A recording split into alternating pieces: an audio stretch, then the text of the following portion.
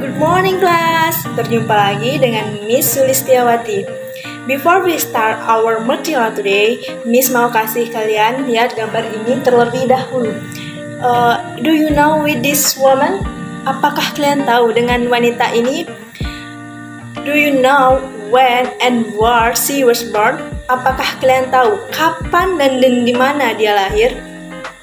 Have you heard about the greatness of him? Apakah kalian pernah dengar tentang kehebatan-kehebatannya? Nah, semua pertanyaan-pertanyaan ini akan kita cover dalam sebuah teks. Teks apakah itu? Yaps, benar, biografi teks. Kalian pernah nggak sih baca riwayat hidup seseorang, cerita tentang tokoh-tokoh terkenal, dan peristiwa-peristiwa yang terjadi pada tokoh tersebut? Nah, biasanya isi biografi itu tentang hidup seseorang yang mana kita mendapatkan tauladan atau inspirasi dari cerita tokoh tersebut. Nah, kita akan membahas tentang biografi ya. Biografi ini termasuk dalam rekonteks karena menjelaskan atau menceritakan event-event in the past atau kejadian-kejadian di masa lampau. Eventnya termasuk dalam biografi. Well student, Miss akan menjelaskan tentang what is biography text.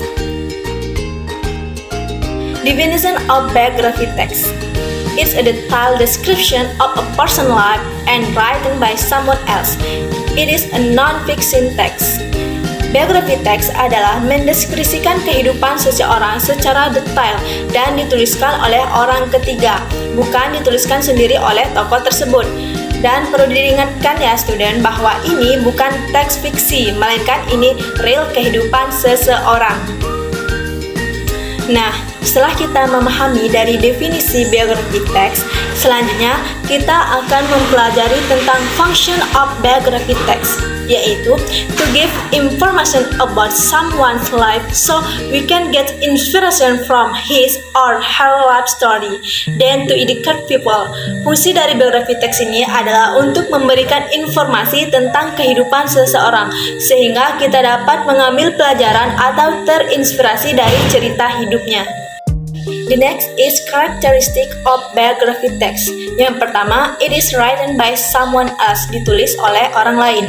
Yang kedua, based on fact, berdasarkan fakta. Nah, yang ketiga, description the person life in detail, mendeskripsikan kehidupan seseorang secara detail. Adapun structure of the text, first, orientation, the background of someone life, atau bisa juga disebut latar belakang kehidupan seseorang.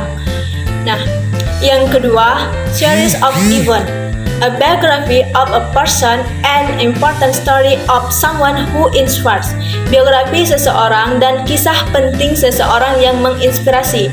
Nah, yang terakhir itu ada reorientation atau disebut juga kalimat penutup. Jadi, the writer conclusion or comment and the subject achievement. Jadi, penulis menyimpulkan atau mengkomen tentang pencapaian yang telah dilakukannya. Selanjutnya ada language features atau fitur bahasanya. Pertama, using simple past tense, menggunakan kalimat simple past tense. Terus, using temporal and conjunction, menggunakan urutan waktu dan kata penghubung. Baiklah my students, setelah kita memahami semua tentang biografi teks, di sini Miss akan mengasihkan sebuah contoh dari biografi singkat tentang R.A. Kartini. Raden Ajeng Kartini was born in Jepara, April 21, 1879. She come from a Japanese aristocratic family. Jadi, Raden Ajeng Kartini lahir di Jepara tanggal 21 April 1879. Beliau berasal dari keluarga bangsawan Jawa. Kartini is the daughter of the couple Raden Mas Adipati Arya Sasroningrat and Im Angasirah. Jadi Kartini adalah anak dari sepasang kekasih itu Raden Mas Adipati Arya Sasro dan Ngasirah.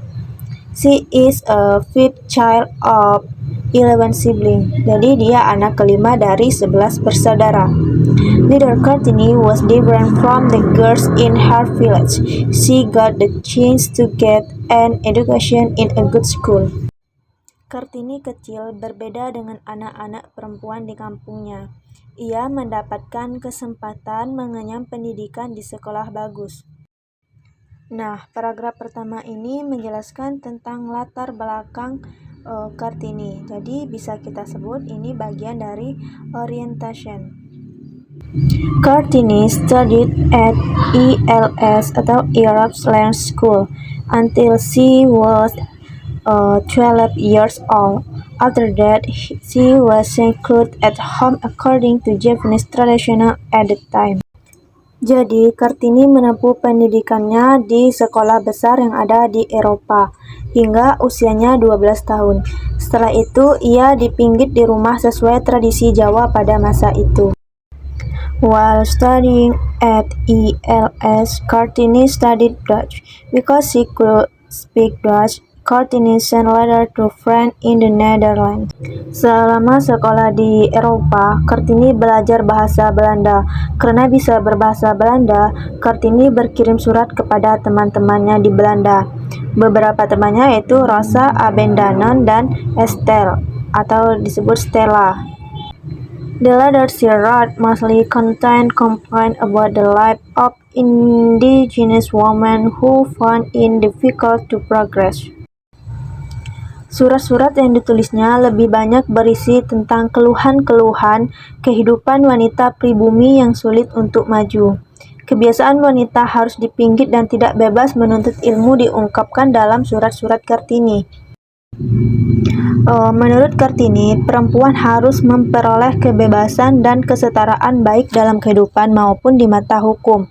Kartini ingin melanjutkan sekolah ke Jakarta atau ke Belanda, tetapi orang tuanya tidak mengizinkannya. Meskipun demikian, orang tuanya tidak melarangnya untuk menjadi seorang guru. Kartini pun mengajar anak-anak perempuan di sekitar rumahnya di Jepara.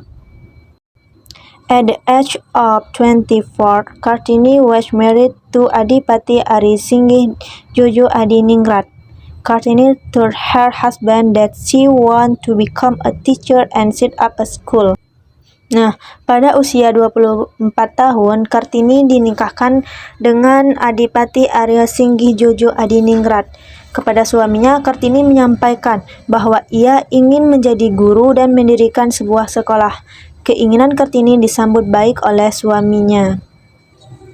Kartini was supported to establish a women's school in the Rembang Regency Always Complex.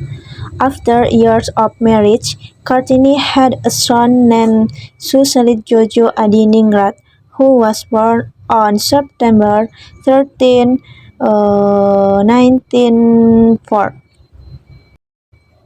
Jadi Kartini didukung untuk mendirikan sekolah wanita di kompleks kantor Kabupaten Rembang. Setahun menikah, Kartini dikaruniai seorang anak laki-laki bernama Susalit Jojo Adiningrat yang lahir pada tanggal 13 September 1904. Nah, pada paragraf ini menjelaskan tentang cerita-cerita penting atau cerita-cerita yang menginspirasikan semua orang. Jadi ini termasuk dari bagian series of event.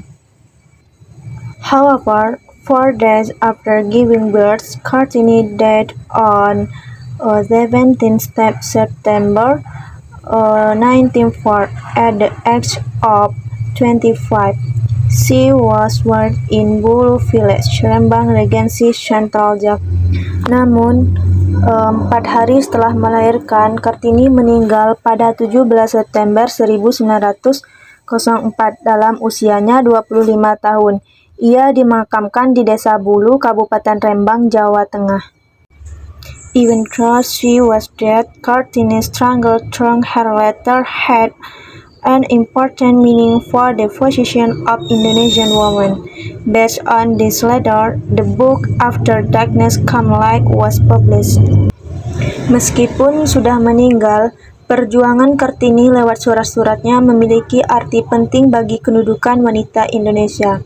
Berdasarkan surat-suratnya itu, diterbitkanlah buku Habis Gelap Terbitlah Terang. Nah, paragraf ini termasuk dalam reorientation atau kalimat penutup, yang mana menyimpulkan tentang pencapaian yang telah dilakukan oleh R.A. Kartini. Baik student, setelah kita memahami dari biografi R.A. Kartini, selanjutnya Miss akan mengasihkan soal berupa pilihan ganda dari teks yang telah kita pelajari tadi, itu R.A. Kartini. Pertanyaan nomor 1 yaitu when was R.A. Kartini born? Kapan R.A. Kartini itu dilahirkan? A. April 2023 1879. B. April 20 1880. C. April 21 1879. D. April 24 1880. Nah, seperti yang kita ketahui tadi bahwasannya R.A. Kartini lahir pada tanggal berapa? Ya, benar, tanggal 21 April atau yang sering kita dengar sekarang ini memperingati Hari Kartini, yaitu pada tanggal 21 April. Nah, selanjutnya where she was born, di mana dia lahir? Ya, benar. The correct answer is Jepara. Dia lahir di Jepara. Oke, nomor 3, what is Kartini father's name? Nah, siapa nama ayah Kartini? Seperti yang kita ketahui bahwasanya nama ayah Kartini Mas Adipati Aryo Sosroningrat. Berarti jawaban yang benar adalah D. Oke, soal nomor 4 yaitu where did R.A. Kartini study? Di mana R.A. Kartini belajar? Seperti yang kita ketahui tadi bahwasanya R.A. Kartini belajar di Eropa. So the correct answer is A. R.A. Kartini studied in ELS School, Arab Slack School, atau sekolah terbesar di Eropa. Nah, di sini Miss akan mengasihkan satu teks biografi lagi, yaitu tentang B.J. Habibie, supaya kalian lebih memahami lagi apa itu yang dimaksud dengan biografi teks. Nah, tugas kalian yaitu cari atau tandain paragraf mana yang disebut dengan orientation, terus series the event, dan terakhir yaitu reorientation. Okay, for homework, please make a short biography text about your favorite character. Jadi untuk tugas di rumah silahkan membuat biografi singkat tentang tokoh-tokoh favorit kamu. Sekian penjelasan dari Miss, semoga bermanfaat. Mohon maaf jika ada kesalahan dalam kata atau pengucapan. Bye bye and see you next meeting. Wassalamualaikum warahmatullahi wabarakatuh.